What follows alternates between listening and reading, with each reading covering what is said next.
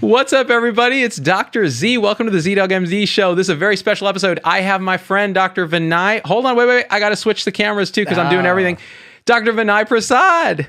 Good to be back. Man, it's great. UCSF, all that. We know your credentials. You've been on the show a bunch of times. I've been on. It's nuts, dude. Because, and by the way, I'm trying to switch cameras and talk to you. I know. So oh my gosh. Yeah, it's a hard job. I may lose my mind. I was just thinking, dude, I want to have you on the show because I read what you wrote in MedPage about Thanksgiving. I read what you wrote in MedPage about the Danish mask study. That's right, yeah. You're the one sort of person on the internet that when I'm in doubt about something, like how do I feel about this based on this conflicting data, I usually read what you have to say and I'm like, I think I feel like that because this guy knows his stuff. I mean, what have you been thinking of? Where do you even want to start, bro? I don't know. I guess we'll start by full disclaimer. We didn't prepare to do this. I was in your neighborhood and we had been talking about getting together at some point. And I thought, I was actually in the neighborhood for a run. That's why I'm dressed this way. And I was like, well, you know what? Let's just do it now. And so here we go. Impromptu. When two sexy Indian men just serendipitously run into each other live, you never know. And just so that people know we're live, Nat Hansen, Logan Stewart, Kimberly Moreland, James Hosh, Genevieve Fanav, they're all here ready to comment. And Dr. V and Dr. Z in the house, baby, says Samantha Roberts. So we're on point here. Let's do this. Let's start. I want to ask you, a lot of people have messaged me and they're talking about this legendary Danish mask study, which has immediately been politicized, has been weaponized, has the authors had trouble publishing it. Already anyone who talks about it is going to get canceled. Tell us about this study and what you think about what's going on here. Boy, such an interesting study. It's an interesting study, and then there's a life beyond the study, which is like, how can we talk about the study? So I'll tell you the gist of the study. Back in Denmark, in the spring of this year, they thought, let's run a large randomized control trial of masks. And they got over 4,000 people, and they randomly assigned them to two arms. One arm, you get a box of 50 masks, and you're advised to wear it when you go outside. If you're going to be outside, you wear the mask. Every 8 hours, you swap your mask out. In the other arm, you are just given the usual care, which is no advice, no box of masks. And in fact, people in the mask arm, 93% of them were compliant with the intervention. I think 46% were perfectly compliant, and like the rest of it was pretty compliant, they said, or something. This mostly is compliant. Self-reported compliance. Self-reported compliance. Yeah. But you know what? It has... Well, let me tell you the results first. Yeah. And then we'll talk about the criticism. So the basic result of the study was that they thought there would be a 2% risk of catching COVID during this period of time in the spring and early summer. Based on antibody and PCR testing, they in fact found 2.1% risk of catching COVID in one arm and 1.8% in the other arm, not statistically different. The study failed to find a benefit for the wearer of masks in this time period with this prevalence of COVID. So that's the basic finding. And that's what's been sort of seized upon by people who don't think masks work at all. And then people who do think masks work have been tearing the study to shreds based on a lot of different things, right? A lot of different things. I mean, there are things the study shows and things the study doesn't show. So what does it show? The authors powered the study for a 50% reduction in in COVID acquisition, hoping to go from 2 to 1%. This study, I think, shows that masks do not lower your risk of getting COVID by 50%. But what about something less than that? 5% reduction, 10% reduction? What about if the mask doesn't protect you, but protects others around you?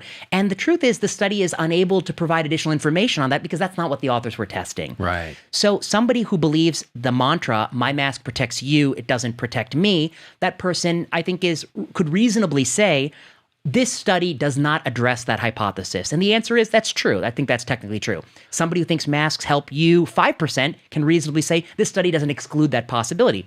I think that's true as well.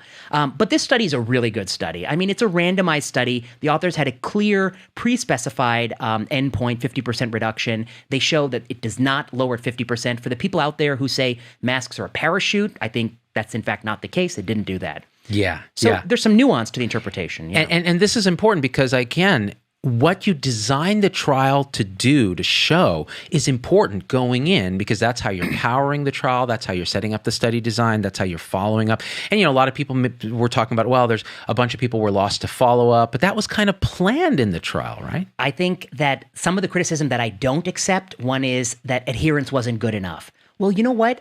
That's part of the intervention. If you recommend people wear masks and not all of them do what you say, that's not a problem with adherence. That's called real life. People don't always do what you want. And a cake is both the batter and the temperature of the oven. And similarly, a public health recommendation is both the recommendation and whether or not people do it. And so that's part of the cake. That's part of the recipe. And, that relates to things like intention to treat analysis. Like, just because people drop out, well, that's what happens in the real world. So you analyze it that way. Now, one question I had about this particular study, and there were lots of complaints about it, but the truth is, I think you're right. It was well designed for what they were looking to do. One thing that it didn't look at as well, that I didn't see talked about, is, sort of this inoculum theory. So in other words, you could test positive, but not get very sick. And the question is, did the masks actually influence that? Because if you ask, say, Monica Gandhi, she would say, oh, yeah, no, of course people are going to test positive. Masks aren't a parachute, but they lower inoculum. What do you think about that? I think it's a good question. I think if you really wanted to ask the question if wearing masks allows the user to get a less severe form of the disease, you're going to need a lot bigger study, or you're going to have to run your study in a place with a lot more COVID. So there's two parts to this. So one is, this was run at a time where only 2% of people got COVID. You want to run this in South Dakota last month? It's going to be a different ballgame, right? Because there's a lot more population prevalence of COVID. So there are different ways to get at that question. That's still an interesting question, I think. It's a challenging question to answer with a randomized trial. Now, you had in your MedPage piece, which and by the way, we're streaming live to Facebook. We have 2,100 people watching now. Tons of comments. I was in disbelief when you told me people are going to tune in. I know, because Vinay was like, well, shouldn't we tell people we're going live? I'm like, nah, you leave that for the evil algorithm. They'll pull them in. We're going to repost this up on YouTube and on my website, and we'll have links to your MedPage article so people can look at this. I think one of the things you said in your MedPage piece was, well, what if we designed these cluster trials to try to get at some of these questions? Can you explain that a little bit? Yeah. So I think if somebody believes and argues that my mask protects you, it doesn't protect me, how would one test that in the most rigorous way possible? And the answer is you would do a cluster randomized trial, which is you randomize groups of people. Couple groups, you say, you all wear masks, and some groups you say, there's no recommendation to wear masks. And then you ask, in the groups where people were advised to wear masks, was there less transmission among anyone in that group? And cluster randomized trials, we've done it before in medicine. I don't know if people may recall, but there's the rapid response team. And actually in Australia, I think about a decade ago, they did a nice cluster randomized trial of rapid response teams or no rapid response teams. And there are a number of cluster randomized trials in medicine, and many years ago, we published a review of them in JAMA Internal Medicine about cluster randomized trials. So there are enough that you were able to publish a review? Enough that we were able to find enough, By the way, what did that rapid response trial show in Australia? Oh, I think that the rapid response trial shows that the rapid response team is very good at moving somebody who is very vulnerable from the floor to the unit, not so good at actually averting the outcomes we wished it would, like cardiac arrest and death. So it actually, Interesting. Yeah. So again, more data needed maybe versus maybe it doesn't work. Or maybe, I think it's easy to believe in medicine that health quality initiatives are going to work because they make sense. I think the rapid response team is one of those things that it may have a role because it actually does help move people to the unit when they need to go to the unit, but maybe it doesn't actually avert death and prolonged ICU stays and that sort of thing. Yeah. So one of the things we always talk about every time you come on the show is I ask you about censorship in science. Now, with the Danish mask study, I imagine that everybody wants to cancel that because it doesn't fit the mainstream narrative, which is, shame people for not wearing masks, tisk them based on, the science, which we're trying to do the science on masks. And I'm a supporter of masks, by the way, but... Me too, my friend. Let me just say that into the camera. Yeah. Speaking of Me Too, we don't want to get canceled for not advocating masks. I mean, I'm kidding. I would advocate not for masks if I thought the data didn't really support it enough. I guess I would say about your question of this study. So this study is what it is. Does the mask protect the wearer by 50%? No. And that's what it was designed to test, and it found that that's not the case. And in fact, I actually give them a lot of credit. They predicted that there would be a 2% incidence of COVID in this time period in Denmark. Wow, great prediction, right? They actually got that right. You know why, Vinay? Because it's a plandemic. Yeah. how they just orchestrated that. Already knew. Yeah. So they got that. They actually got the prevalence right. Yeah. If it is a planned pandemic, would like global leaders be coming down with it? Like I know Boris it's like Johnson, right? it's like wait, hold on. Trump, Boris Johnson, they but, came down. That's a whole nother discussion, right? Is these crazy conspiracies? People just have a lack of imagination with those conspiracies. Yeah. It's like, can you imagine an alternative explanation to your conspiracy? If you can't, we need to add a few more neuronal connections in your brain because there's something really missing. So back to the prevalence issue. Yeah. Okay. So this is the study. The study shows what it shows. It was unable to find a 50% reduction. That's what it's shown to do. Does the study prove my mask protects you, doesn't protect me? Unfortunately, it doesn't prove that. It doesn't disprove that either. It's not able to comment about that. So there have been different interpretations. There's Professor Carl Hennigan from Oxford who wrote an article that I think said masks have no significant effect. That's how he chose to interpret this study. There are other people who interpret this study to say that masks would have worked if we all used them or if they had tested in this cluster fashion or something like that. I think that people should be allowed to interpret studies in a range of ways. Anytime a study comes out, there's no one canonical explanation. There's a range of interpretations. Would I word it the way Carl Hennigan has worded it? No, I wouldn't, and I didn't. I wrote my own article where I worded it the way I worded it. There's another person on the other end who believes they're more bullish about masks. They worded it a different way. I wouldn't word it that way either. So I think the purpose of science is that we can all word it the way we want to word it and make our case. But the problem is Facebook censored Carl Hennigan's interpretation and labeled it, they just put a flag on it, said, we deem this to be false. And that's going to work great because, okay, first of all, that's just absurd. Yeah. Second of all, it gets to the heart of like people want Facebook to take this active role in, especially Facebook's own employees. How come we're not calling out misinformation more? Well, who's making that determination? Yeah. This is science, right? Like, I mean, Jay Bhattacharya, the dreaded Jay Bhattacharya was sitting in your seat. I remember. And I think that he was very rational in talking about his perspective. He may be wrong, he may be right, we don't know, but there's a debate to be had. You don't cancel him. Your one point is the moment they label it fake or false, probably many more people looked at it than if they hadn't put a label on it at all. Exactly. Because we all are attracted to the forbidden. I mean, that's just a human emotion. So that's one. Does it actually effective? The second point is that do we want a bunch of people who work for Facebook to be making these adjudications? I'm comfortable with letting Carl Hennigan argue for his view, and we can all argue for our own views, and that's science. It's this space where we fight for hearts and minds of people, the war of ideas. I'm uncomfortable with letting the employees of a big technology company make those determinations for us. And so even though I wouldn't have worded it the way he worded it, and I kind of don't agree with how he has worded it, I respect and appreciate that he should be able to fight for his interpretation, and I can fight for my interpretation, which is what I've done. That's what science is. Yeah. Well, okay, so now let's take it to the next level of insanity. Scott Atlas. Oh, gosh. I know. So free speech advocates say, let him speak. Stanford University itself stepping back and saying, this guy, bro, he's not one of us. Like, we don't support this. We like masks. We think social distancing is important. COVID's a real thing. He's not speaking for us. How do you think about Scott and all this thing? Oh, God, Scott Atlas. Why does he have to be so difficult? It makes life so difficult because we're arguing for people's right to argue science.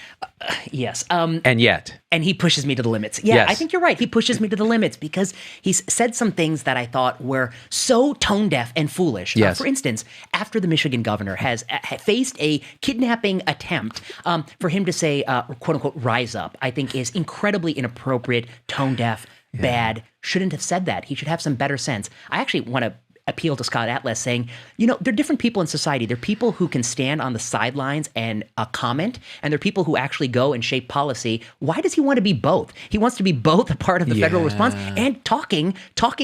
Stop talking. Do your whatever. I mean, at least argue for your ideas within the realm of the sphere of influence you've been granted. Anyway, that's what you're saying is you can't be a troll and the trollee. That's right. That's what I'm saying. That's what I'm At the saying. same time. Why is he trolling me and he's the guy running the show? Oh my God. Yeah. Okay, but here's what I'll say about it. So I 100% disagree with what he said. I think he may, I don't know, the best case scenario is he's too aloof to even know the implications of what he said. That's the best case in certain era.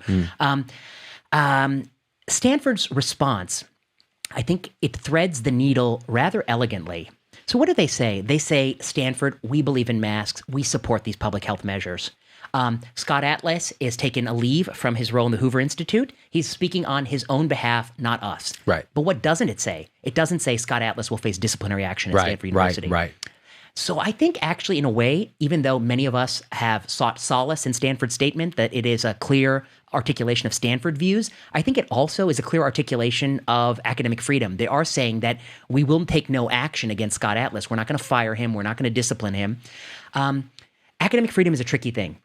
A lot of people will abuse it. A lot of people will say stupid things. A lot of people will say wrong things. It doesn't exist to protect you from every stupid and wrong idea. It exists because some tiny fraction of stupid, wrong ideas are actually right. And so we give a lot of people the freedom to hang themselves so a few people can actually make great insights. And that was Barry Marshall with H. pylori. That was Bernie Fisher with lumpectomy. These were people who had very controversial positions that people thought they were killing people or foolish or misguided. They turned out to be right. And so the freedom for 100 Scott Atlases is so that there can be one Bernie Fisher. Ignaz Semmelweis. A great example. Yeah, who said, hey, wash your hands, obstetricians, or you're going to get puerperal sepsis. Yeah. And he basically died in an insane asylum, was ostracized. So this is a real thing. And, it's interesting because this is such a delicate balance because, again, I will fight for Scott Atlas's right, academically free to say whatever he wants, but you're right. Personally, I feel like he's playing the troll and the trolley. Yes. He's tone deaf. And then he comes out and says, well, I just don't know how to Twitter. Well, then get the F off Twitter, dude. My friend. I don't know how to Twitter, so I avoid it like the plague. I don't know how to TikTok. I'm not on TikTok, right? Yeah. Hey, I don't know how to TikTok, and I tried it anyways, and it was an embarrassment. Like a 47-year-old guy on TikTok, hey. It's like, okay, stop. Just stop. Yeah, come on. But so I think relating to that, though, is again, we'll go to war to fight for his right to say that. I think you're right about the latest Stanford statement. I think you're right. The original medical schools. Those are his colleagues. They're free to we're all free to attack our colleagues. And his colleagues took him to task. And I think that's okay too. That's their free speech. They can say that why they think Scott Atlas is wrong.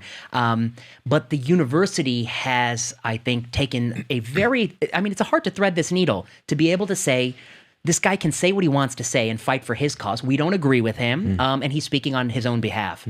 I think that's tough. And I don't know, you make a good point, which is that he pushes me to my limit because he says things that I'm not very happy with.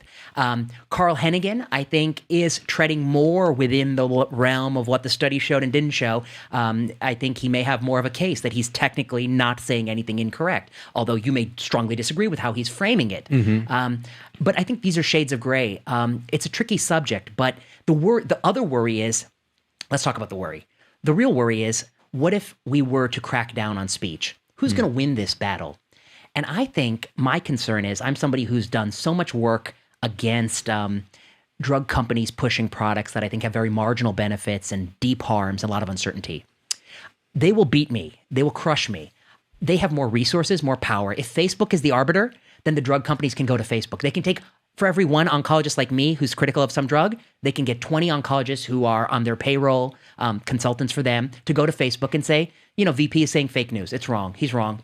Put a flag on his article, he's fake news. This is key because people don't realize this. Yeah. It's a slippery slope. If you don't think corporate money runs these institutions, it absolutely does. Yes. So the minute you start thinking, well, I'm going to shut up Scott Atlas, or I'm going to shut up Jay Bhattacharya or Aaron Ben David or any of these guys, even though what they're doing is saying, okay, here, especially Jay and Aaron, here's some contrary science that we think is very important because we care about people too. Yes. We care about people losing their lives due to economic, substance abuse, alcoholism, social isolation, all of that stuff. So, but we're saying, no, but you don't toe the dogma and it's dangerous. This term is thrown around a lot. It's dangerous. People are already 50-50 divided on this, right? And so this idea of dangerous is very dangerous. Yes, it is.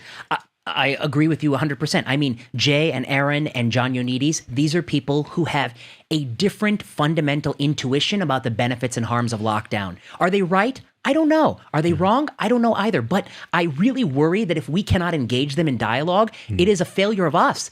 We need to have this dialogue with them. Maybe they end up seeing the wisdom of our side point, or the opposite side, that we need to have more lockdowns and more shutdowns, things like that. But maybe they persuade us or temper our enthusiasm in some way. Nobody knows the answer to COVID. There's no magic book that has the answers. It is a serious issue that honestly no one person can wrap their mind around the whole problem. And so we do ourselves a disservice if we try to stifle every contrarian voice out there. I think what you just said is the most important statement. And it's something I've been trying to say on the show is nobody knows all the answers. Nobody can know all the answers. We have to listen to dissenting opinions, but we have to do it from a place of civil discourse and argument and taking science and not just confirming our biases. Because we ought to be challenging our own biases because we're the easiest people to fool. Of course. Because we're so deeply biased. And it depends on what's your political elephant, what's your ideological elephant, how do you feel about liberty versus autonomy, liberty versus oppression, how do you feel about care versus harm, how do you feel about sanctity versus degradation? These are moral flavors. I suspect that John and Jay and these guys are coming at it from a different moral taste bud palette, but taking the science and looking at it differently because they have a different intuition about it, like you said. Yeah. Now, it may be that the truth is somewhere right in between those, or it could be skewed to one side, but we don't know yet. But that's why you science the crap out of it, which is something we haven't been doing great. I mean, what do you think? Do you think we've been doing the trials right? What's been going on? I think that the pandemic has revealed the inadequacies of science. We can just take it at several levels. I mean, one level would just be the therapeutics, something very simple. What drugs help people with COVID and what don't? We have a glut of retrospective observational studies. When you have a field where there are strong opinions and there are many, many data sets and there are many, many different ways you can do analysis, retrospective observational studies are a self-fulfilling prophecy. I can get you a hydroxychloroquine retrospective study shows it's the greatest thing. I get you one that shows it's poison. I can get you a study that shows, tocilizumab works or it doesn't work, retrospective. We need to do randomized trials because when there are too many people, too many analytic plans, too much flexibility, you'll never learn truth from retrospective studies. You need prospective studies. And we do have some good ones. We have dexamethasone with recovery. We have the WHO Solidarity. We have studies on tocilizumab. So this is just one slice, the therapeutics. Now we can talk about science when it comes to prevention, science when it comes to population science, school science. These are even more complicated questions because school is not just one drug. It's something that affects so many different types of society and life. And you need a lot of different people brought in on this problem. Anyway, so I guess my answer to your question is, I'm not in a good place with where science is and where it's going. I'm with you, and I think what you said is important because you have to bring in economists and educators, and so I think these people that are banging the drum on Twitter and social media, which is so divisive, is listen to the scientists, listen to the scientists and the economists and the school teachers because they all have a piece of this very big holistic puzzle which affects each other. So if you're going with straight science, if we locked all of us down for 2 weeks straight and we never saw another person, the thing would die out. Yeah, at some point in time. But if it didn't, then of course it's because people didn't follow the rules, right? Of course, we're going to blame the people. Yeah, that's right. So then you start shaming and you go, you're killing people and so on and so forth. Forget the fact that people, and you wrote this beautifully because I think this is a good transition into what you wrote about Thanksgiving. Oh, yeah. Listen, dude, how many people are watching right now? 2,100 people. I can see with the comments between the crazy conspiracy people and between the people that are asking legitimate questions, we're so tired. We're exhausted. People are exhausted. We've taken a social animal. We've disrupted its fabric. It's like if we were hamsters in a cage living in Petco or one of these pet mills, and suddenly every day some big thing reached its hand in and grabbed us and moved us to a different cage, disrupted our companions, gave us different food, made us put us on a different wheel, a hamster wheel. We would lose our minds. And I think that's what's happening. So people are, and then what's happening is on top of that. So people are like, I'm shutting down. I can't do this. I'm going to have my damn Thanksgiving. My father is 80 years old. Yeah. This is going to happen. I'm going to gather with my friends because I need this. I need this. You said it in your piece. It's not that they want this. They are saying they need this. They're crying out they need it. They're crying that they need this. And what does the public health apparatus do? Because it doesn't know how to do this right. It says, no. You need to not travel, not do this, not do this. End of story. Abstinence. Don't have sex. Just say no. How does that work? What a great question. But just one second, I want to say something about follow the science, because I have my next article is going to be called "Follow the Science." Is that a plausible motto? And I actually think it is not. Policy is science plus values. Science can tell you. Let's just take the schools question. Science can tell you that if I open schools or close schools, what are the different outcomes for the educational attainment of the students? What's the risk that they can get SARS-CoV-2? Science can tell you what's the risk to the teachers, what's the risk to the greater community from having open and closed schools. In fact, we have a number of estimates. I think they suggest that the risk to the community is less than we think. The risk to kids for lack of education is a serious threat. And so I have a certain moral intuition that we ought to open schools. I share that with you. I noticed that, and I appreciate that, because I think that that's such an important message. But making that decision, that's not science. That's a value policy decision. That's a human decision. And so when people say follow the science, I guess I get a little uncomfortable with that, because I think it's as if scientists wish to seize more authority in a democratic system than they really have. Science is the way to show people the trade-offs, but only politics and people can decide what choices they're willing to make. We've lived in, I think, dystopian worlds where science gets too far and tries to control things. And I think the eugenics movement might be some of that. I mean, that's the worst case scenario. We should have some humility as scientists to say that just because I'm a doctor, just because I study policy, doesn't mean I get to decide how others should make trade-offs. That's not my role. I can frame the trade-offs, better clarify the trade-offs, but I need people to participate in that process. Absolutely. And hang on, let me switch the camera. There we go. I'm still trying to multitask. I'm looking at comments. So that policy is interpreting science through the values of a community, of a society. Yes, inherently. And people who say, well, but there's, we have this mandate now that, Biden was elected, so therefore we're going to go full lockdown, full, shutdown, full mask, full all of this. Forget that 74 odd, however many million people voted the other way. Yes. People's values are different. I actually had a post this morning that I put up on my website because I got a message. And it's funny. I just did a piece on like mean tweets, like ZDoggMD reads mean comments. And it's so much fun because you can just have fun with it and people are crazy, but then they also have some good points. And so it's fun. But when you get a positive message, you can actually learn a lot from that, but we tend not to because we have a negative bias. Mm-hmm. We tend to discount these positive messages and be like, whatever, they don't know me. If they really knew me, they'd know I was worthless. And so it's funny. So I get this message, and it was a sister whose sister is a twin, I presume identical twin. Since COVID started, the one is a nurse, the other's not a nurse, but works with they have adopted children from China with special needs, and it's been very hard. And they live in the Northwest, Pacific Northwest. When the shutdown happened, it affected them both differently, right? So the person working in the hospital had this moral intuition that our hospitals are going to get overwhelmed. We need to do everything we can to close up.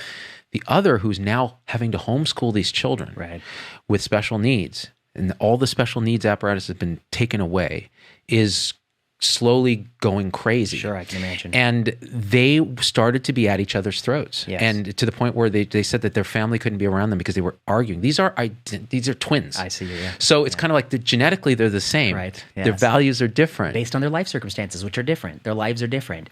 And I think this feeds in a little bit to this discussion on Thanksgiving that you're steering us towards, which is how did this all get started in my mind? There was a poll that was conducted, and I can't speak to the accuracy of this poll. We know how good polls are these days. But one of the things about polls is people have difficult time admitting that they hold views that are considered socially inappropriate or unpopular. And yet, despite that bias, this poll says 38% of Americans were going to get together with 10 or more people for Thanksgiving. Only a third were going to wear masks indoors. When I read that poll, I was floored. I knew from talking to my high school friends from Indiana who live in Kentucky and different parts of this country that I knew the sentiments around this lockdown have affected different people differently. They affect, I think, blue-collar workers differently than white-collar workers, people who can telework versus people who can't telework, people who have young kids at home versus people who don't have young kids at home. It affects rich people differently than poor people. I think it has hurt some people a lot more than it hurts other people. And there may be a class of people who can primarily work through Zoom, who can order their foods on Uber Eat. I think the Zoomocracy that Jay talks about. I think he has a point that those people may play an oversized role in social media narratives because they are more plugged in than the people who are feel differently. Nevertheless, I read this poll and it told me that even when people are ashamed to admit they're getting together for Thanksgiving, 38% are still admitting that. So I think the true number is a lot higher. 50, 60%. That's what I guess. Yeah, because it's just like polling for, are you going to vote for Trump or not? Well, yeah, and I'll tell you what, if you really get some, I have my med school friends, I got doctor buddies. When I start talking to people who are doctors, the truth comes out. And sometimes people are doing things. Let's just say people are doing things. People want to get together. Yeah. And we should also acknowledge America. America is a country, unlike my parents' country of India, where you maybe the only time you actually see your parents each year is around the holidays. For a lot of people, it means, I think, a different thing than it means in different parts of the world where people may live with their parents, as they do in other countries. So when I read this poll, I thought, oh boy, people are telling us they are desperate for human connections. They have been doing this for many months. They've listened to a news cycle that's been nothing about COVID, and they're going to do this anyway. And I had a pang of fear, and I still have the fear. I think we're going to have more cases in December than we've ever seen. We already have cases going through the roof. It's going to be even more. ICUs are going to face disastrous situations. Rationing situations. And yeah, I think it's going to be a tough situation. So what should we do as public health experts? The moment the poll went on Twitter, it had the inevitable response that people said, all caps lock, don't do this.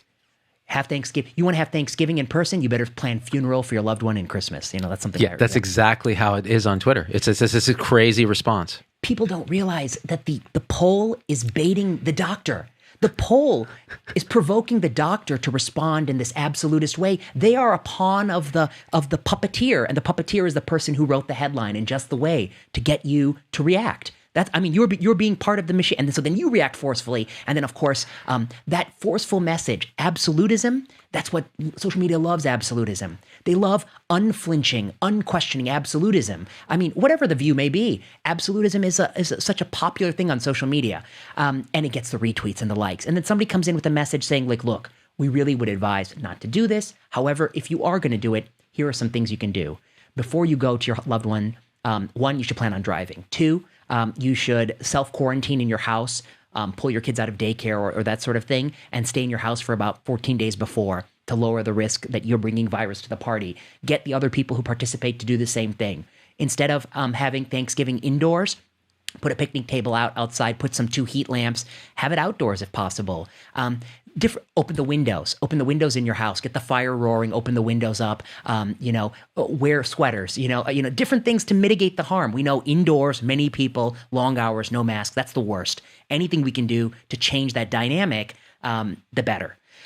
Get tested before. Maybe the tests aren't perfect, but it might lower the risk that you're bringing someone who's asymptomatic into the party. Different ways we can mitigate the risk.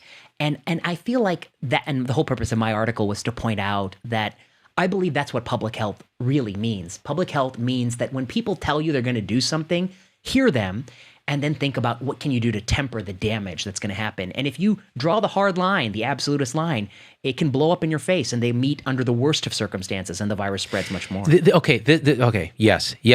And this is why when I read your piece, I'm like, okay, I got to ask you to be on the show, and yet you just happen to be in the neighborhood. It's crazy. So this is what it is. Okay, so many things here. So, okay, first of all, my high school girlfriend's dad used to teach the band at my high school. And when I was going to college at Berkeley, I was leaving Clovis, California, and he sat me down and he said, listen, I don't know that your parents are going to tell you this, so I'm going to tell you this. He goes, they're going to tell you don't do drugs. They're going to tell you do this. You're going to UC Berkeley. I know what you're going to do. Right. What I'm going to ask you to do is don't mix drugs. don't do more than one drug at a time, and be as safe as you can, because I know what you're going to do. Yeah. And that's harm reduction. Yes, it is. That was a useful piece of advice that I never forgot. Yes, it is. The second thing you said is that when the headline designer designs a headline that's going to outrage, he is working under the construct that he's going to get paid by generating clicks through to a website based on advertising revenue, which is the whole social dilemma premise. You, by responding the way that people have, by getting outraged, by black or white thinking, by overgeneralizing, by catastrophizing, by going on social media and getting the reward, the slot machine reward of a ton of likes when you say, I am Z-Dog, wear your damn mask, Demania. Right. You are being played. You're being played. You're the fish on the hook. You're the fish on the hook. They hooked you. Whoever it is at the company that is being incentivized in this way has has generated a profound emotional reaction in you that they sought to generate for your attention. They're taking your attention as a commodity and the attention of people who are around you. They have played you.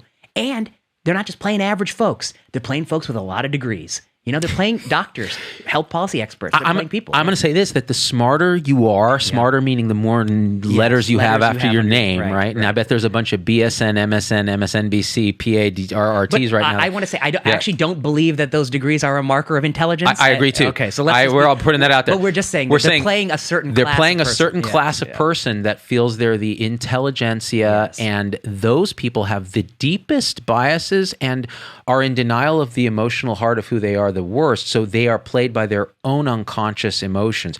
And the games that the social media companies play actually really work well on people like us, because meaning the highly educated, sciencey types, because we have our biases, but we don't really know how to recognize them properly.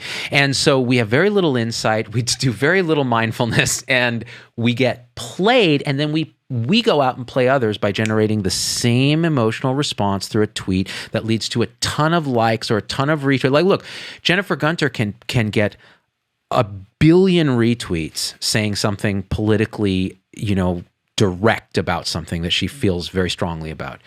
I can go post a nuanced thing on Twitter that kind of sees this alt middle that I like to call it, and nobody cares. Like, it'll get nothing. And that brings me back one thing I wanted to say. The twin story I told you ended with, they both watched my show. They watched episodes where I talked about moral matrices. I talked about understanding the other side of something that isn't sides, and seeing how people can behave. Like you said, listening to what people are telling you. Yes. They're saying they're lonely, they're isolated, they're tired. And that's not a bad, we should have some compassion. People are suffering. They're telling you they're lonely and they want to spend time with their loved ones. And I see so many people say like, oh, just suck it up for a few more months. I know. In a perfect world, that's what, you would advise people. But listen to what they're saying. They're saying they're desperate for this kind of camaraderie, this kind of socialization. It's not wrong that people crave, I wrote in my article, they crave like water, food, sex, and social interaction. Not necessarily in that order. Not necessarily in that order. Exactly. Yeah, it's not in that order. But to your point about politics, which I think is important, the other way we are getting played is to have very strong left-right political positions on Twitter. Yeah. When you told me the first time that you call it the alt-middle, I didn't know what to take, but with each passing week, I see the wisdom in what you're trying to do, because the algorithms, the follower counts, the retweets, the likes, you can only get so much when you talk about orthopedic surgery. You can only get so much when you talk about antibiotic grams. You can only go so much when you talk about clinical diagnosis. When you start mixing public health, medicine with naked politicking, that I like candidate X, Y, Z, you can get massive response. Yeah. And then the risk is that at some point, the rope between the speaker and the audience is being pulled the other direction. The audience is pulling you. They're baiting you into being more and more overtly political.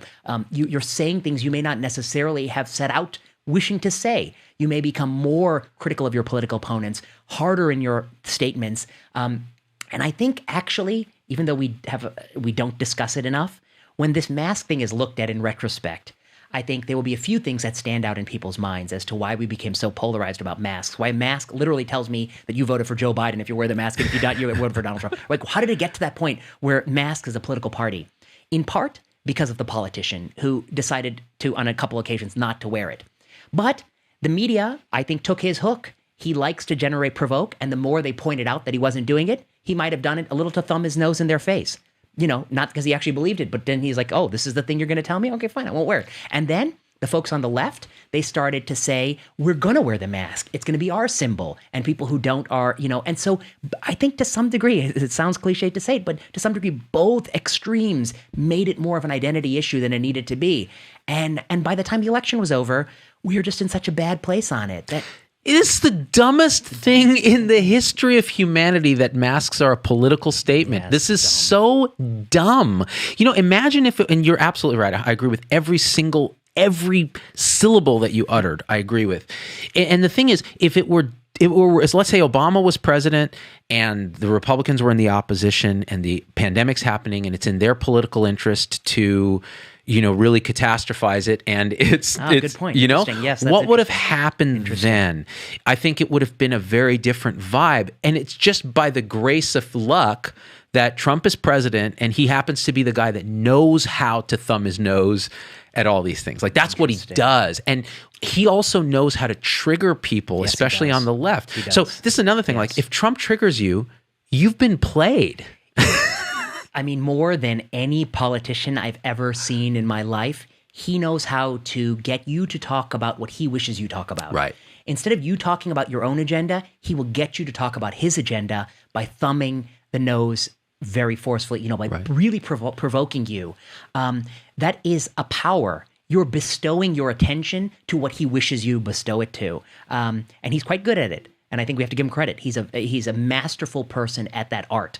And I think the folks on the left have not seen how deeply they've been played and how much of the news cycle has been responding to his tweets. Yeah, it's absolutely true. And I think the other thing is that I think the left scratches their head at why. And again, we're getting what is this alt middle? Alt middle is not a political statement. No, alt middle is you can be a communist and be in the alt middle. You can be as far right as you can get and be in the alt middle if you're there to listen and understand that people have different ideas and they're all good people trying to do the right thing, and you're not getting played. In other words, you're not knee-jerk responding on Twitter. You're not politicizing every single thing like masks. You're not, and I think now I forget what I was saying about this, but this idea that the left is so perplexed at how Trump could have gotten so many votes that they're blind to the fact that first of all, them having been played, the degree of language censorship, the degree of cancellation and cancel culture, people just see it as irrational. And you don't have to be some right-wing nut to feel that way about, I just being born white and male, say, would be a strike against you. Yes. And anything you say is going to get you canceled. That's very frustrating for a lot of Americans. I guess I would say that I am somebody who I continue to argue is a true progressive in the sense that the things I strongly believe in, that we ought to have healthcare that we afford to people that actually is not an income redistribution vehicle to the wealthy, but rather provides real substantive health to people, how I think about cancer drugs and pricing and approving products, how I think about all the safety nets in society, the ladders of opportunity like public schools and education. On all these issues, I'm deeply aligned with the progressive agenda. And yet I note in the election that it is quite close and the country is deeply divided. And I don't think a lot of that is due to people's points of view on specific health policy and policy issues. I think a lot of it is due to a reaction to what people see as, I think, illiberalism or against classical liberalism. This idea that, that folks who agree with you 65% are evil. I say take the 65%. Take it. Take what you get. You're lucky. Try to get it to 80 in the next year. Right. Folks, we have to build a big tent. We have to be tolerant. There are people in our tent that we want their support. We want them to be a part of our team, but they don't agree with everything we agree with. I think when you start labeling things as false information, trying to censor people, when you start writing to people's bosses, trying to get them fired, when you start punching below the belt in that way, I think it's problematic. When you start saying things like 74 million people are racist, I would disagree. And look, I grew up in the Midwest. I grew up in Indiana. I was born in Ohio. I've often been the darkest person in the room, or one of the only few colored people in a class of hundreds of people. And I know for sure there are few people in whatever society who do harbor, I think, prejudice and racist views. But I know for a fact that is not 60% of people. It's not the standard of care. It's not the standard. It's not the standard in these states. Yeah. And so I think it diminishes what it means to be racist, to call everyone who disagrees with you racist. It takes something away from that word. It is pejorative. It will poison people, keep them out of your tent. Who wants to be in a party where you go to and just get insulted for not being good enough or pure enough? And I think that is the crux of the challenge on the left. Not me, because I don't try to do that, but I hate to see people around me who hold a lot of the views I hold engage in those tactics. We see that in our line of work. med Twitter, where there's always some paper to be outraged about, and people call for it to be retracted, Right. even though we did a whole show on that. Yeah. and there's a new paper. I haven't even read the new paper. You can't keep up. I can't keep up, and I don't want to be like I don't want my reading agenda set by what outraged people want to be outraged about. I can't. I want to read what I want to read. Tell me about it. I get these papers and I'm like, I don't care about this. But apparently the public cares because they've been outraged on social media, whether it's the latest conspiracy thing. I had to debunk this woman talking about, the Christiane Northrup talking about how vaccine metals are going to turn us into 5G antennas controlled by Bill Gates' nanoparticles. We're laughing our ass off. And yet this was shared 25,000 times and showed up in my inbox about 50 times. Can you say something about this? Do I have to? Is this end times? Like, what's going on? So that's an interesting theme, and I'll talk about something that just came out recently that I don't know, people are divided about, and I have a view. My view is that we cannot let the most irrational person in society set the agenda for the rest of us. And so there's a new paper out in Mama JAMA. I wish I could publish all my papers in JAMA, but they say no a lot. I guess 'cause they're saving the page space for gems like this.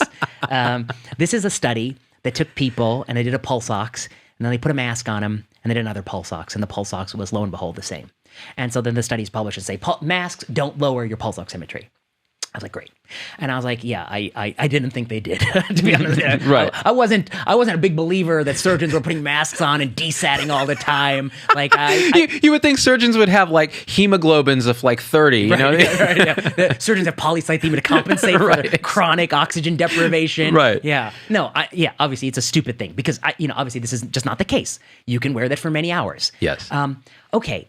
What's going on here? Why did they publish it? Well, they published it because there is some people who disagree with masks who try to identify things that are harmful about it. Some of the things I've heard are it can increase your carbon dioxide. It can lower your oxygen. It can block your face so people don't know what you're feeling.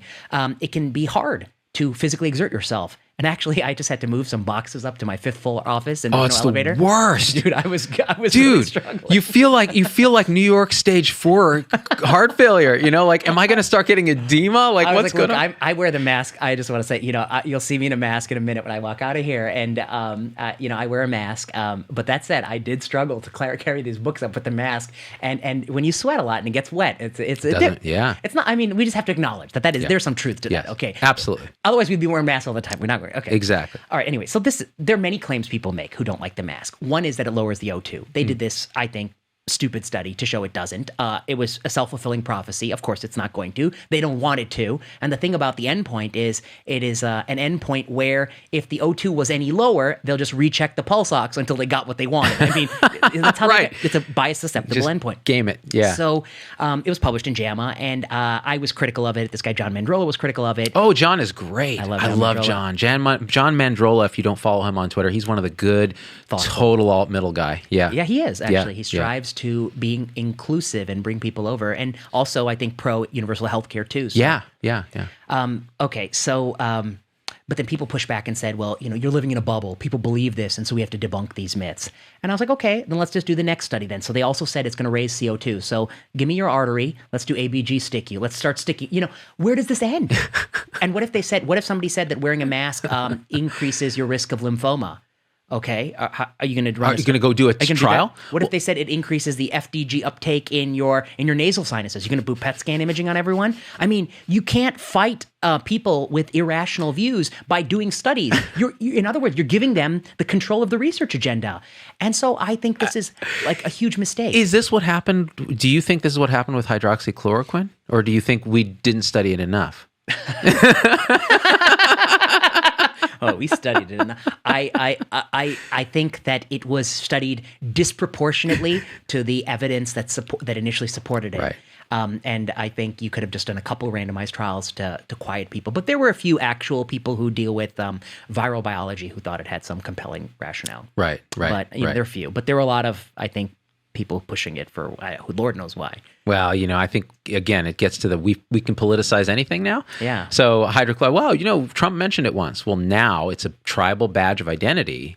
Well, that's another good example because I think I didn't believe it was going to work. In fact, I tweeted, you can go find my tweet about pretest probability being close to 0, but there are people who I respect who thought it might have had a shot. Right. And we were doing a randomized trial, so we have to accrue people. One of those things is people have to be interested enough to try it, but kind of also a little bit neutral, so they're willing to be randomized to placebo. Right. So then Trump comes in and he says it's the greatest thing. Well, that's not good for our randomized trial. No one wants placebo. Nobody wants placebo. But then a lot of people on the left say it's a poison and it'll cause QT prolongation and kill you, and it causes torsade de points. Right. So that's not good for a randomized trial either, because they're fear-mongering about the harms. And if we're perfectly honest, hydroxychloroquine is kind of, it has some side effects. But they're not. People take Plaquenil all day, every day. They're not dropping dead. All day, every day. Yeah. With RA. Yeah. It's not the...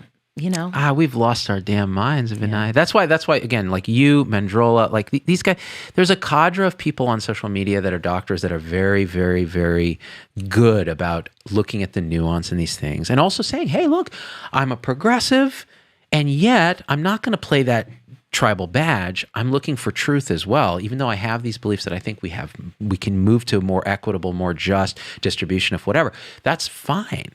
It's when we're playing this as a badge, and then that means that it influences our thinking on the science. Vaccine now. I'm worried about the vaccine thing because, and can I jump in before you? Oh, yeah, please. Okay. Well, I wanted to say, I've been thinking about it. I'm curious what your take is. I'm trying to identify, what is the characteristic among the people I know on Twitter who strive, as you say, towards truth and without, I think, taking hysterical and sensational positions in all directions. And I think the thought I come to is that, I know what I believe. Before social media, I lived in my own skin for a long time, for a few decades, and I had a lot of boredom in my youth, and I spent a lot of time thinking about what I believe. And when I went to medical school, I didn't have social media. I spent a lot of time marinating in my own thoughts. I have very strong opinions on how you should interpret studies and how you should, and I do research in this space. I know what I believe. And so I think sometimes my views come across as this camp, that camp, because I'm always sticking to who I am, my identity that predates social media. I worry about the youth that grew up only in the world of social media. They didn't have that misery that we had growing up, where you had long time to get comfortable with who you are, what you believe, what you stand for. Their whole lives are being shaped with the constant affirmation or criticism of others in the form of, their Instagram accounts, their TikToks, how people view them. And I worry that they don't know what they believe, and they can be more easily led by the likes and the retweets. They can be easily seduced. Mandrola, I know personally, is somebody who just a generally kind of nice guy, the classic nice guy. And I think he's also knows who he is and what he stands for. Anyway, that's my thought, is a hypothesis. I think there's a lot to that. And it gets right into this sort of coddling of the American mind thing with social media influencing our young people. Again, like equals validation. When we were young, it was like you said, such horrendous boredom, especially so in the towns we grew up in. Boring. Yeah, dude. Like I was pulling my hair out. Now it's all gone. You wish you could do it again. Yeah, I mean, you have a nice lush starting base. It was horrific that you would sit with your thoughts, which means you would get into stuff like I was learning astronomy when I was 9. I was like, because again, I would just, what do I do to keep from jumping out of my skin? Every Voltron episode's been watched. All the G.I. Joes have been watched. So you start to think about things and wonder who you are. And there's no external validation or not. You may argue at the dinner table with your parents. And you want to be the rebel, so you take the opposite point. But then pretty soon you find out who you are. And my advocacy is always be authentically you. Be who you are, yeah. Be who you are. Be it in a respectful way. Argue your points respectfully and understand that other people are being authentically them. And that doesn't make them bad people. Usually, some people are just a little irredeemably personality challenged, and it's very hard. And we all know them. But in general, if we come from that place of love, compassion, acceptance, then we can actually influence people. Like, do you think if I took firm, strong, amazingly polarized political stances on my show, that I would have the audience I have that's so broad and diverse and able to agree on what we do agree on? I mean, it wouldn't happen. And not only would it not happen, I think you would probably be wrong, because extremism in all its forms is probably misguided and wrong. Yeah. There is some sense in, wisdom of the crowd sort of thing, that there is some balance and sense in how we view these issues. We can have progress. but it can't go too quick. I mean, there are a lot of unintended consequences when you accelerate it too much. I used to think back when I was a high school student, and like I would remember I'd go over to my friend's house, and it's like a 30-minute drive over there because we're living out in the middle of nowhere. Totally. Indiana. Same thing. Yeah. Yeah. And I used to, and there's no podcast. Actually, I had the same couple CDs I had. I'd listen to those over and over again. Queensryche, Operation Minds Crime. That was mine and a few Rush CDs. They were actually tapes. I was for me. the age of Nirvana. Nirvana, Rage Against the Machine, that sort of stuff, which is now apparently, to my dismay, on the classic rock station here. This happens. Oh, come on. You know what? When I saw Poison on classic rock, I was like, what happened to me, man? Gosh, got old. It's tough. Yeah. It's a tough realization when the students start calling you doctor and they really mean it. I'm like, oh, damn it, I'm old, man. But I used to look at that as it was wasted youth. But in retrospect, it was a virtue. And I feel bad for kids these days who are tethered to these, I think it feeds into how can you think about like how we should approve drugs if the only lens through which you've ever known that is this hydroxychloroquine battle with Trump and people who hate Trump. I had a chance to think through how I approve drugs long before that, independent of this craziness. And it was, in retrospect, is a great thing. And so the thought that perhaps this gift that we had, which we thought was a curse, it actually generates a class of people that can then think a little more critically, a little more independently, a little more authentically. I think it's true. I think this idea that we were, I often used to think, maybe 10 years ago, I would berate myself for the amount of time I wasted, not in medical school, before medical school, just the amount of spinning of my wheels, goofing off and doing stupid stuff and just being bored. And the truth is that was a gift. Now I apply it, being able to do a lot of things that I wouldn't have been able to do. My own children, we have a screen-free Sunday where all devices are taken away, and they were resistant at first. Now they look forward to it because it means that they're reading books, they're running around outside, they're asking me to play games with them. It's very, very, very awesome. And I highly recommend it. But now, okay, we got to talk about vaccine, because people are going to want to know. So just today news on AstraZeneca's partnership with Oxford and the data coming out. I looked at some of this and I'm like, I got to ask Vinay about this because there's some interesting stuff. The way they split up the populations. I haven't seen this yet. Okay, it's really, let me tell you what I know and you can respond. So, and this is all based on press release stuff and an article I read looking at it. So, okay, they had so that this vaccine is different, right? So they're using a monkey adenovirus as a vector to deliver the genetic material to cause the human host cell to then make spike protein, which is the target that we want an immune response to theoretically. So the reason, and this is not for you, I'm not. No, I'm not condescending to you here. Well, Vinay, let me teach you about immuno. It's like you're way smarter than me. This is for the audience. So. The idea that this monkey adenovirus doesn't replicate in humans is a good thing. Yes, okay. So it's a good vector. It's different than what the mRNA vectors are for Moderna. Yeah. Exactly. They're using a special lipid capsule and taking just the raw genetic material and getting it into human cells. This is using a virus as a way to inject the genetic material. So different approach. Turns out it requires considerably less refrigeration. It can stay stable for 6 months in a standard fridge. It is $3 to $4 a dose because AstraZeneca is not taking profit on it, unlike Moderna and Pfizer, which is $20, $25 a dose. And so randomized trial in the UK and Brazil. Now, the Brazilian population that they studied was around 7,000 odd people. The total trial is like 11,000. And the data reported on that group, that subgroup, was a 60% efficacy. We don't have a subgroup analysis. We don't know which groups are going on. We don't, and they measured positivity differently than in Moderna and Pfizer. Pfizer and Moderna were symptomatic patients were then tested. These guys were swabbing people once a week. So they were picking up asymptomatic cases and were basically screening with, I presume, PCR. I haven't seen that raw data. So what they found was in that Brazilian group, 60% efficacy with a dosing regimen that was a full dose and then a month later the second dose. The UK subgroup of 2,700 odd people, they used a different dosing regimen. So half strength dose for the first, full strength dose for the second, and they found, and the same sort of other testing regimen, and what they found was a 90% efficacy. Wow. Good. So a little counterintuitive, they used half-strength vaccine. And again, we don't see subgroup analysis. It's a smaller group. Yeah. We don't know what the total numbers are. Did they give you the events, the number of events? I don't think I saw that. Okay. So Yeah. just given what you've just heard, Yeah.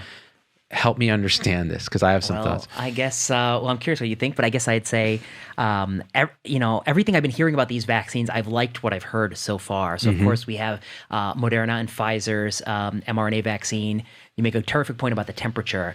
The temperature's got to be real cold, apparently. Really cold. Minus 90 Fahrenheit for Pfizer's. It's a bit cold, yeah. We've all walked around those liquid nitrogen things. I used to dip stuff in it and smash it, yeah. Oh, yeah. It's cold.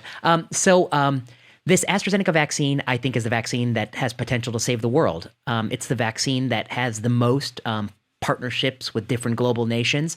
It's the vaccine that may help India. It's the vaccine that may help Africa. It's the real deal. I think it's going to be an incredible humanitarian effort if they pull it off. And again, that's because of partnerships, cost, and stability. Exactly. Yes. At reasonable temperatures. These places are places where it's very difficult to get to your minus 90. Yeah, and they don't always have those resources. Although I hear Pfizer, they're making some sort of a portable transfer unit where you can keep things really cold. But that said, duration, stability, temperature, these things matter in resource limited settings. And one thing I wanted to say, which I learned today, which I didn't know, was that the Pfizer thing is actually stable in a standard fridge for about 3 days. Yes. The Moderna is stable in a standard fridge for, I think, close to a week. And this other one is stable in a standard fridge for like 6 months. Yes. And okay. Yeah. Yeah. So you transport. You need to store it at these very cold temperatures, but you have this window where you can get it out to a place with a fridge and hope for the best. The thing is, what if it does expire? How are you going to? You're giving people vaccination that then is not effective. I think that's the risk, and that's the greatest risk with Pfizer, Moderna. If that at some point in the supply chain the temperature is not as cold as you think, and you don't know that, and there's no way to. I mean, unless there's like some tag on it that says this was always this cold, you may not know it, and you may be giving less effective than perfectly effective vaccine. But the most important thing about these vaccines, whatever the specific point estimates of efficacy are, is that it is the case that by immunizing against spike protein, you can prevent symptomatic acquisition of the virus. And it sounds like acquisition of the virus at all. The fact that occurs biologically, that's a great thing. So these are all incredibly promising. The point estimate of efficacy is very good. I think the first two were 90 to 95% in the first two press releases. I think 60% is still better than what the FDA has mandated, which was a 50% cutoff as minimum efficacy. And again, that was a blend between the two populations. Yes. Yeah, right. And 2 doses. And it'll be important to look at the actual number of events. My guess is that we're going to be seeing these vaccines unroll in December. I think that they've scheduled the Drug Advisory Committee meeting in early December, and that we'll get an EUA for at least Pfizer, Moderna, maybe the AZ. The AZ Oxford vaccine is the most important vaccine globally. It'll be the vaccine that eventually brings the pandemic to its knees. But, you talk about the ways in which science failed, which I think we can write a book on, maybe I'll write a book on. This is the way science succeeded. Yeah. I agree. So let's talk about it a little bit more. So the efficacy signal is so strong, regardless, even 60% is a very strong efficacy. Yes. 90, 95%, it's measles level almost, right? Measles 99 with two. It's ridiculous. And the fact that they were able to isolate the spike protein, realize it's the target, generate real immune response, do the quick safety, the phase 2 stuff and the dosing stuff, and then get it into phase 3 with tens of thousands of people in truly warp speed. Yes. That is a stunning human accomplishment. Yes. And what bears out is, again, looking at long-term safety and all that, that's fine. There was one case of what sounded like transverse myelitis in the AZ Oxford group that the investigators felt was not due to vaccine, but of course, we don't know. We will learn more about safety, I think, as it unrolls. I think this is a point where, even as somebody who's been quite critical of this administration, we got to give them credit. Operation Warp Speed was a success. It is a smart thing to do. It was a good strategy to subsidize that risk for the companies to mass produce this, and I think it will speed up the vaccine to market. Although I'm very critical of the industry has come through. AZ, the amount that they make more money from the good publicity of selling it at that price than they ever would have made. Smartest move that Pascal Soro ever did is to sell that at price and guarantee no profit on that. So I think good. I mean, hard to complain about this situation. Let me, I'm just going to make an observation. So this is what you just did, that little spiel, is what, when I talk about alt-middle, that's what that is. You're saying, I have these pre-existing concerns about this administration. I care about this and this and this. I've been very critical about industry. So there are my biases, and there's what I believe. This was done well. This is great. They should be commended. We should work. This is a good model for certain things. And also with AstraZeneca, this is a great model because you're using a, I mean, that is how we ought to be thinking about this. There's no political badge or tribalism. It's, hey, what works? Why does it work? Should we do it? And with the vaccination thing, I think for safety, this is interesting because you're going to give it to healthy people. I suspect that we'll see more safety signal when the trial data is done, but I think that it's my prediction is it's going to wash out to be pretty good. And that way. And it may be that we found mRNA as a technology in particular that is a real advance, and that the pandemic forced us to look at this technology in a rushed, and I'll be very careful how I say that. Because again, now everything I say matters. You say expedited. Expedited. Let's just say necessity is the mother of invention. That's true. Yeah. They've been looking at mRNA for at least a decade. Yeah. It's very hard to get vaccines approved. It's much harder than the anti-vaccine people say. This is an emergency, but also we're doing trials that would take a long time to do, and we're doing them correctly in a shorter time. Yes. Because of the regulatory hurdles, because the government said, here's money to alleviate your risk. Go ahead and take this risk. You don't have to make sure to go through all these hoops to make sure you're not wasting money on the trials.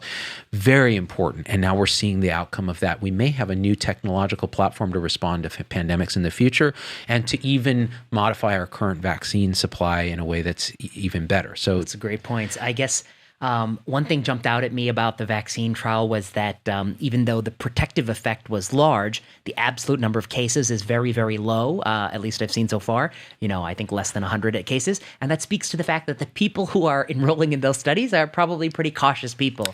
They're gunners. They're gunners. They're safety gunners. They're gunners. They're patient gunners, yeah. They're healthy volunteer gunners. And so... the only thing the thought that crossed my mind is that, if they had debuted the vaccine trial in South Dakota, it would have had it would have resulted efficacy. A lot of efficacy. That's the place would have been differently. That's a great, this is how you have to think about these things. So that trial, even though it's placebo, randomized controlled, both groups share something in common, which is they are gung-ho about they're enrolling in the study. Study. And so there's a bit of a selection bias potentially there. And so, and you're right about numbers. So I think one of the concerns with the AstraZeneca one was, are we seeing absolute very low numbers, particularly in the UK group with 2,700? What's the rate of infection? We need to see. We'll see what the actual numbers are, but I suspect they're going to be low. And what does that mean?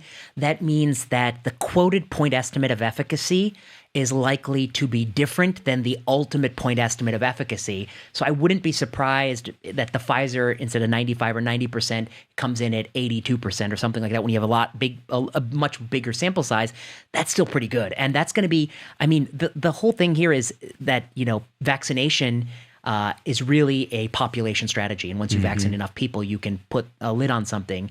And potentially this is going to be the single most important vaccine, certainly in of our lives, because it will literally bring the globe up from its knees. Yeah. Now, do you know a guy, James McCormick at University of British Columbia? I do know James McCormick. You know him? Yeah, I know James McCormick. I've been on some panels with him.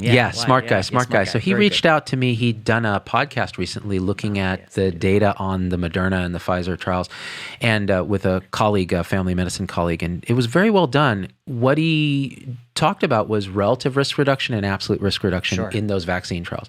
The relative risk reduction in 95%. But absolute very low. Absolute very low, meaning it's like a 1% or less than that. Yeah, but that's also because the people in the study are probably in their house a lot and not going out that much.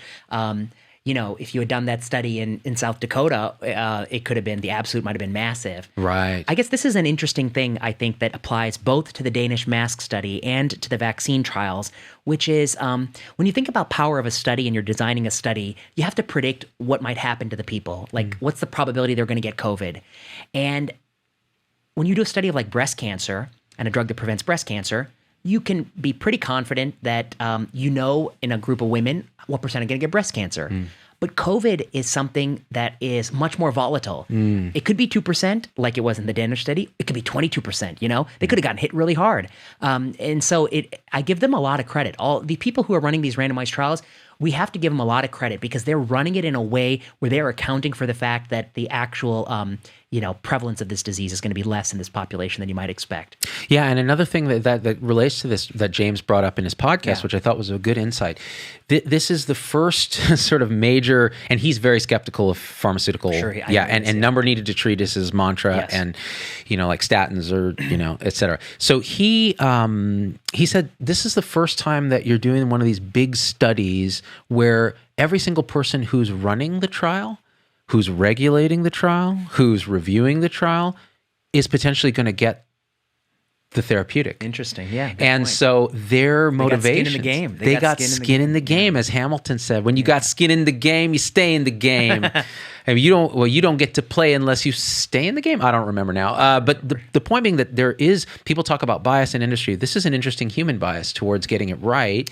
The other interesting thing is that any reviewers are going to be jumping on it right away, spending all their processor cycle. It's not like they're reviewing 20 papers and having it. So I think actually I'm very encouraged by this. And people ask me would I get the vaccine myself? And I think, let's talk about that. But you were about to say something. Well, I think you're right. I mean, I think you're right that people are very invested, and it's very likely that the people participating in this are going to get it.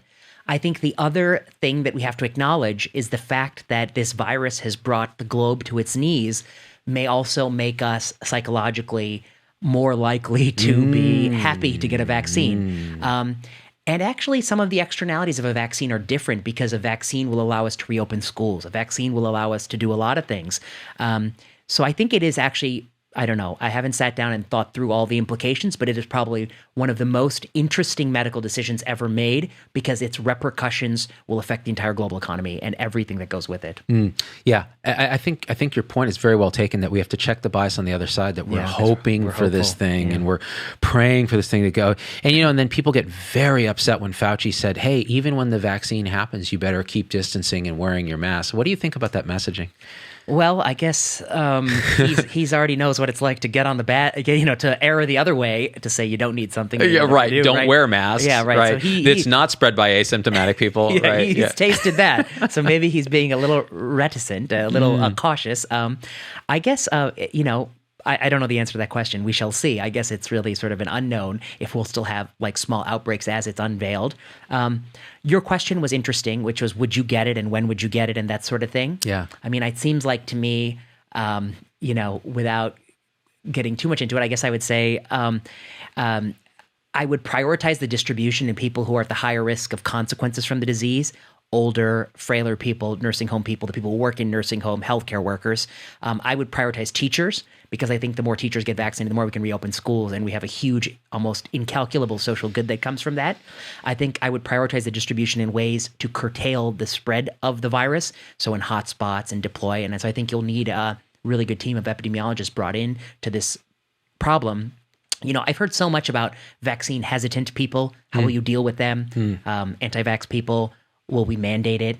And I said, why don't we just see, how it goes first? Because I think there are going to be a lot of people eager to get it. Yeah. Eager to get it. And I think it might be, in retrospect, it might be one of the best things to combat the anti-vaccine movement, to see so many people rushing, like to get iPhone 7, to get, to get a vaccine and happily getting it. So I think it might be a good thing. And maybe that won't be as big a problem in retrospect. And the ultimate thing is, I mean, people who really are recalcitrant and don't get it, some of them may develop immunity by getting the virus itself, unfortunately. Yeah, and I think we're already speculating what I don't know what the percentage is, but I mean, it may be up to the quarter of the population has been exposed already. That's what Scott Gottlieb has stated, that he thinks by spring it'll be 30% of Americans.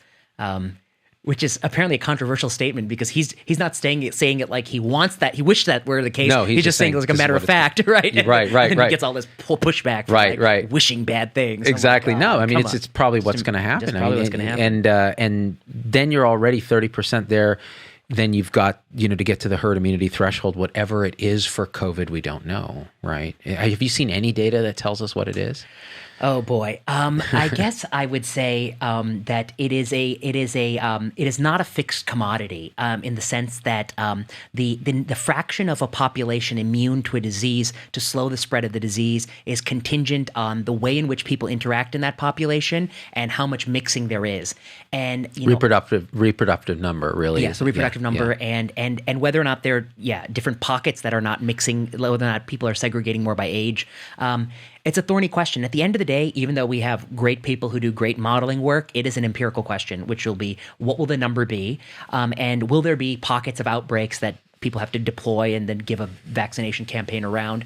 Will coronavirus be, as I think Nick Christakis believes, with the human race forever, and then there'll always be these outbreaks? I think these are open questions. But I think for many of us, we will breathe a sigh of relief the moment schools start to reopen, the economy starts to reopen, and people feel comfortable getting back to the workplace. Absolutely. What I want to do now is take a couple comments because I think there's some good stuff here. Juanita Peterson is a supporter of the show. They subscribe for the $4.99. They keep us off the clickbait treadmill.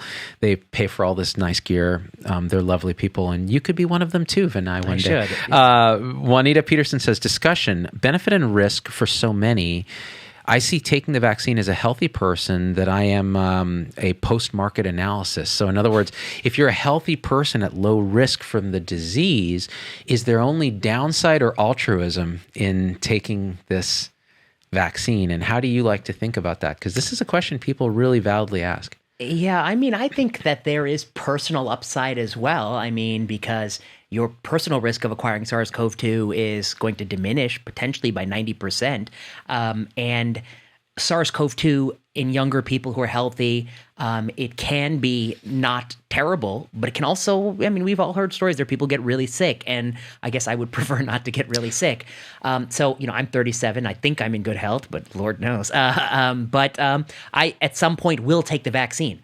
And I'm a healthcare worker, so it's inevitable. I have a date with the vaccine. Which vaccine will it be and when? Those are the uncertainties. And who should get there first? Yeah. Maybe if it were between me and my 55-year-old colleague, I'm going to give it to the 55-year-old colleague. Yeah. Because I'd probably be able to squeak through if I were to get Yeah. SARS-CoV-2. But at some point, I will get it for sure.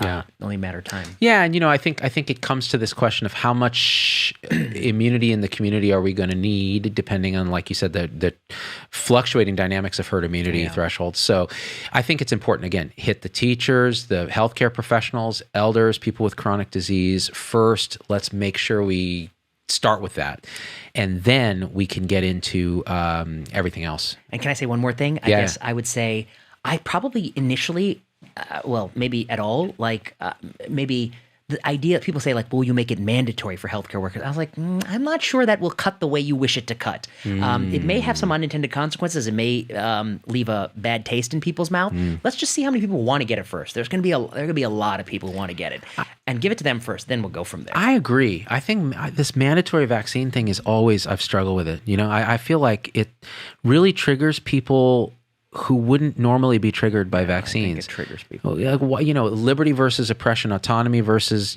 subversion, whatever it is, these different moral flavors. Man, and the subtle libertarian in me gets very upset with mandatory anything, but then the care versus harm liberal in me really likes the idea of community immunity. But then, and then the conservative in me is like, and it'll generate more economic output. So it's really multiple different ways to look at it. I think, use it sparingly when you mandate things. But, Yeah. We all know if you want to work in any hospital in this country, You pretty much have to. there's a lot of mandatory things I do. I mean, Yeah. how many of these we could have a whole discussion of all the stupid modules that they email me, and then angry emails, and you're out of compliance with this module, and I'm like, Jesus. My favorite are like the racial tolerance or sex harassment modules. And I'm like, this is actually, it's useful, I think, for definitely some people. But like me, I'm just laughing the whole time. I'm like, well, okay, so, and then you have to sit in these small groups sometimes and role play. Oh, you've done more than me. Oh, at the VA. So my wife was telling me the story. At the VA, you have to sit down with a bunch of crusty doctors and role play. Is this critical race theory? Race theory and gender stuff. And man, it's... and it does come out that people are pretty biased.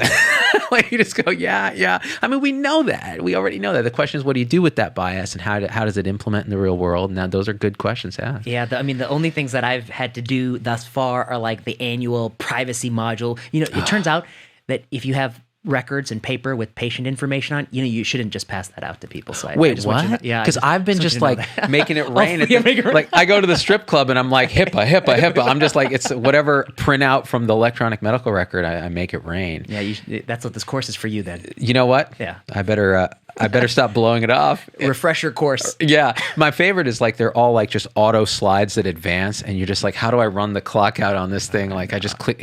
If you could, you know what? Oh my gosh. Talk about money.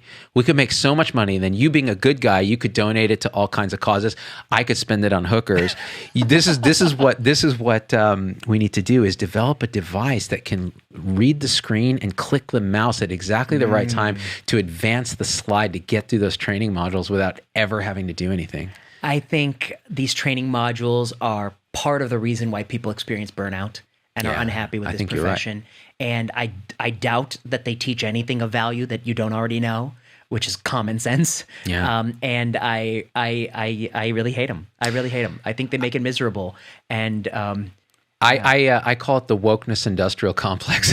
Like at some point you start going, okay, we know the problem and we all agree that the problem is real. Well, most of us do. I think the people who deny that it's a problem need a little more experience in being discriminated against or whatever. But you're talking about the discrimination one. Yeah. I'm just talking about the privacy and information security. Yeah. Oh, okay. But everything, all of it. Yeah. I haven't done that one yet. I think, it's an empirical question, which is, I would concede that I think there is discrimination and implicit bias, but I'm not, I would love to see evidence that doing this module makes it better. Exactly. And that evidence would have to be cluster randomized, I think. Actually, I think that would be a good design because it would account for the cluster effect of multiple people getting the module. Interesting. Yeah, just like the masks, what people want there. I think we should just force people to watch all of Dave Chappelle's work, and they'll wake up in a very cynical kind of like constructive way. He's always been I think a provocative and outside the mainstream thinker on issues of race. Yes. And in some ways,